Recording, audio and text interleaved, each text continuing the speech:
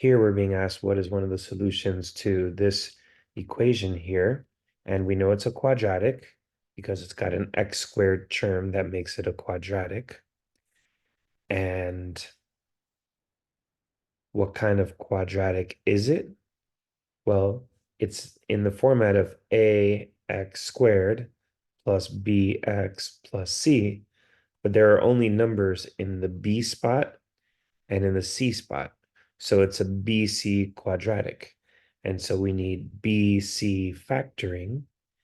And for BC factoring, you need two numbers that add to B and multiply to C. So here our two numbers need to add to -4, and they need to multiply to -45. Now from here, we'll look at the signs. Always look at the sign of the multiplication first. They multiply to a negative.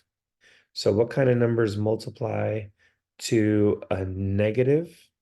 Those are always going to be numbers with opposite signs.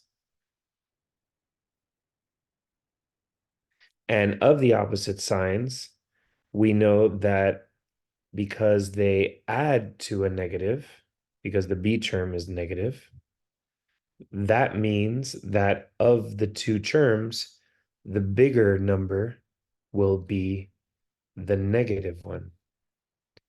Next thing you do when you're factoring is you take the thing that they multiply to and you kind of try to divide it by everything you can divide it by. So 45 is really 1 times 45, 5 times 9, and also 15 times 3. So which of these numbers with opposite signs and with the bigger number being the negative number would add up to -4?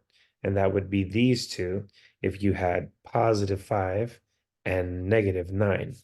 So it's going to factor to B plus 5 and B minus 9. Now we have our zero product rule, which is the idea that if you have two parentheses multiplied out to 0, that could only happen if one of them were 0. So you take both of them and independently set them equal to 0. So here you have -5 minus 5. And here you can add 9 to both sides. So the two solutions are going to be -5 and +9.